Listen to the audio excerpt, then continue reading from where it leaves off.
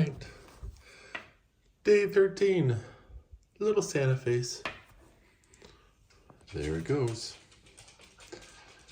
It's starting to fill up. Only 12 more days. Well, hey, good morning. Thank you for joining me today on our day. What day is it? It's December 13th, and we are on day 13 of our Vlogmas. We're nearly halfway through the month, and we're certainly getting close to Christmas. Just 12 more days, so that's pretty exciting.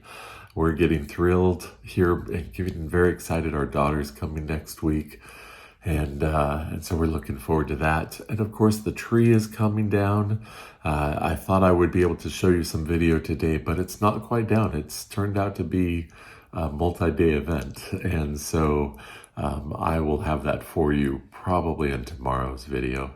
But I've got something fun to share with you today. A few weeks ago, I went to Middleton Place. It's a historical mansion plantation here in the Charleston area, and I'd like to share that with you. So rather than me talking about it, let me just show you now. So let's watch this. I am on my way to Middleton Place for a special holiday market. Middleton Place is one of the oldest plantations and historical sites here in the Charleston area. It's right next door to Magnolia Plantation. Magnolia has the oldest romantic gardens in the country, and Middleton has the oldest formal gardens. They are beautiful grounds. They're hosting a special holiday market today that I'm going to see, and I just wanted to show you some of this old highway that goes down to Middleton Place and Magnolia Plantation. It's one of the most beautiful roads. I just love the arching oak trees over the street. Today's a bit overcast and light rain this morning, but on a sunny day, the sun shines through and the dappled shadows on the roadway are just incredible. I just love this road. Here we are, Middleton Place, National Historic Landmark, America's oldest landscaped gardens. And this is the entrance. It's just beautiful. Arthur Middleton was one of the signers of the Declaration of Independence, and this was his ancestral home. If you know me, you know I love the oak trees with the Spanish moss. Incredible. There's the home across the field. Over in that area now is a restaurant that I had the privilege of eating at. It was so good. So very good. All right, under these incredible oak trees with the Spanish moss are a series of tents going down this road with all these artisans and vendors. And so let's take a look at some of the things we've got. Well, she clearly wants to be featured. Merry Christmas, elderberry. Okay, one of the things that is done here a lot is the Sweetgrass weaving, and these are some Christmas ornaments. I've not seen these, but I've seen these baskets, usually larger, but it's one of the beautiful crafts skills by African immigrants from the Gullah. Oh, can I film you making that? Is that okay? Okay, I'll keep it down lower. All right. What's that? I'm a garment ladder. I won't be nobody take. Yeah. That's no problem. Okay, no worries. How long have you been doing the weaving? About 20 years. So you're pretty good at it then. So I was doing this at the fair, and so have you heard the story of the little boy, the woman being the rice paddy? They were doing the rice with the fan. Okay. So the little boy got in trouble. He was running from the master. So the master said he was coming. The little boy said, "Granny, master coming." So she said, "Get in the water." They give him a straw. He lays down in the water. So all the other ladies started gravitating toward where they were at. So the master comes and says, So have you seen so and so? He said, no, master, I haven't seen him. I haven't seen him. And he said, okay. So then somebody asked, so how did the little boy know when the master leaves? Because you know, sometimes they'll have somebody linger around. So how they found out, the little boy found out, she said, way in the water, way in the water, children say, way in the water, God's gonna trouble the water. Now, boy, get out of there. The man going, get out of the water. Go, go, go, go. Boy, jump out the water, takes off. So that's the government. That's wonderful. You got a beautiful singing voice as well. I love the spirituals. That didn't sound for a soprano. You were doing some alto there. Wow. Nice. Yeah. Beautiful. Thank you. So I did all the history at the fair and stuff, so. That's beautiful work. Thank you so much for sharing that too. Oh, you welcome. Are you? Yeah, almost there. Oh, okay. What a treat.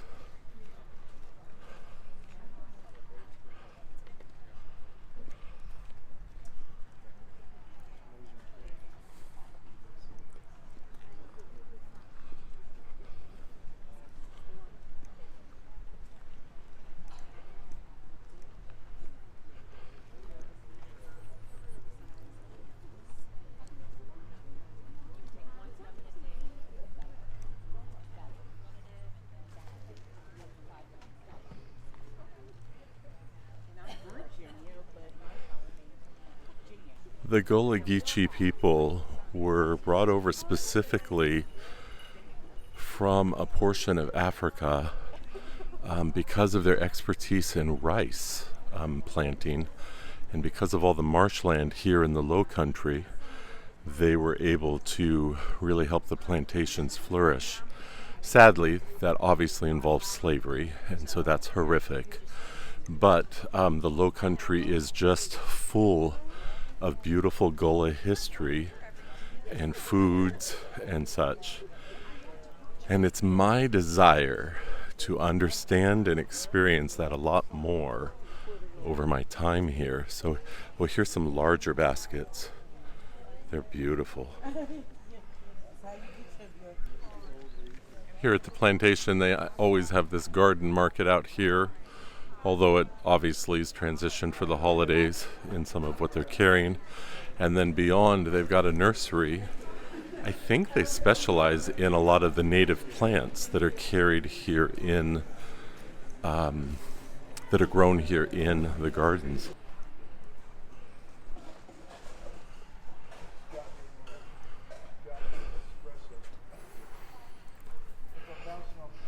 It's not a super large nursery, but they seem to have a large selection of rhododendrons and flowering shrubs. And then there's some magnolia trees back there. So it's nice. Okay, I just said rhododendrons, but they're actually camellias. The word escaped me.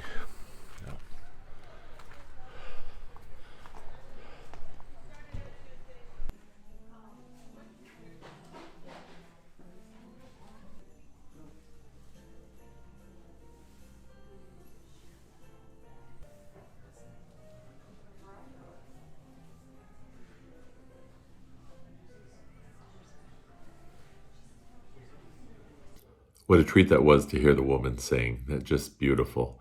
So I had one little mistake, that the Gullah people are not actually a people in Africa. What it was is all the tribes that were brought here and that settled along the coast of the Low Country, they became known as the Gullah people. A culture developed through the cooperation of the various tribes.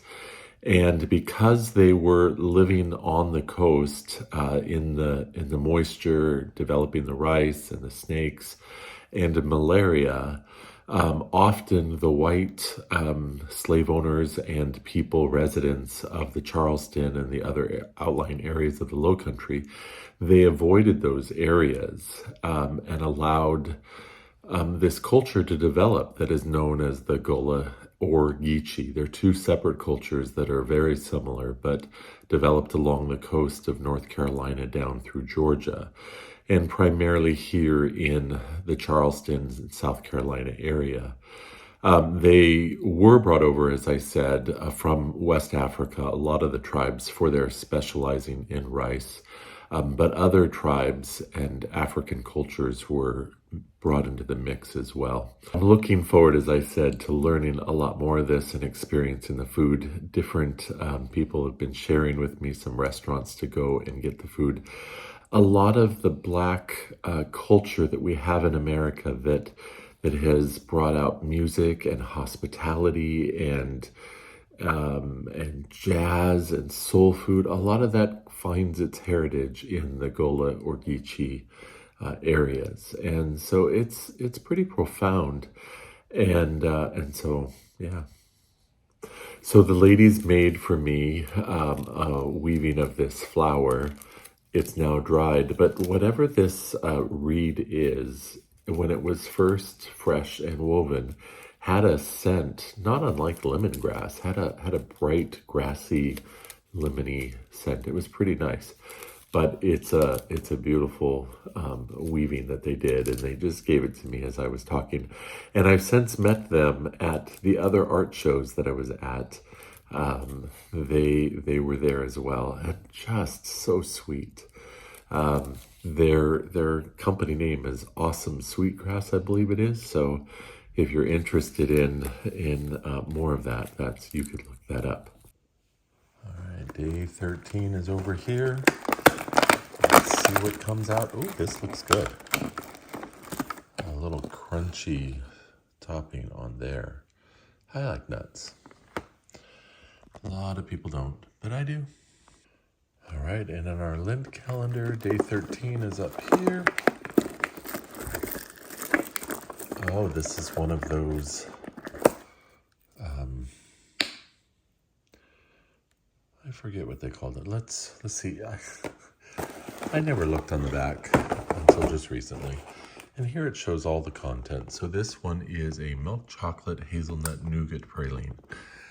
It comes in beautiful packaging. I like that a lot. Oh, she saw it come out.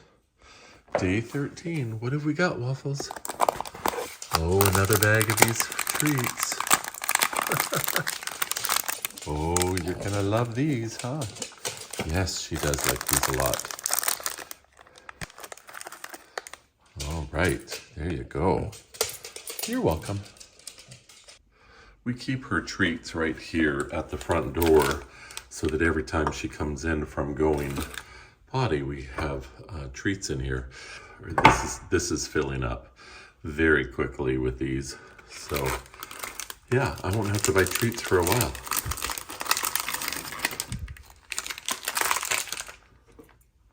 Today's Bible passage continues in Luke with the story of Mary still visiting Elizabeth, if you recall from yesterday. And after Elizabeth had just been excited and shared her great joy and was just overcome by the experience, Mary also is caught up in praise, and she responds with this beautiful passage in Luke 1:46 through 56. And I think I am going to read this one, even though it's a little on the longer side, because it's just so beautiful, her expression of praise. It says, "Oh, how my soul praises the Lord, how my spirit rejoices in God my Savior. For he took notice of this lowly Started this over. Oh, how my soul praises the Lord, how my spirit rejoices in God my Savior. For he took notice of his lowly servant girl, and from now on all generations will call me blessed. For the Mighty One is holy, and he has done great things for me. He shows mercy from generation to all who fear him. His mighty arm has done tremendous things. He has scattered the proud and the haughty ones. He has brought down princes from their thrones and exalted the humble. He has filled the hungry with good things and sent the rich away with empty hands. He has helped his servant Israel and remembered to be merciful, for he made this promise to our ancestors, to Abraham and his children forever. What a great statement of praise and just an incredible, as Mary's beginning to understand what is going on and what is happening to her, it's just a pretty powerful statement. And then the passage ends by saying Mary stayed with Elizabeth about 3 months and then went back to her home. To me, it seems that she stayed until John the Baptist was born, because it says at the beginning that Mary visited Elizabeth in her 6th month. We know birth terms are about 9 months. And so Mary stayed for another 3 months, probably till the completion of the pregnancy term. So pretty incredible story. And again, Luke gives a lot of details. He's historically researched this among all the different people, interviewed Mary, obviously, and got her take on things as this was all happening. So again, thank you for joining me and learning a little bit more about the Gullah Geechee history and looking at that fair at Middleton. Middleton is such a beautiful location, and I'm looking forward to learning and experiencing more of the history of Charleston and some of the beautiful architecture and places that were developed over time. And I've had a number of different experiences now with some Black people in my car as a Lyft driver. I had a long drive with the man.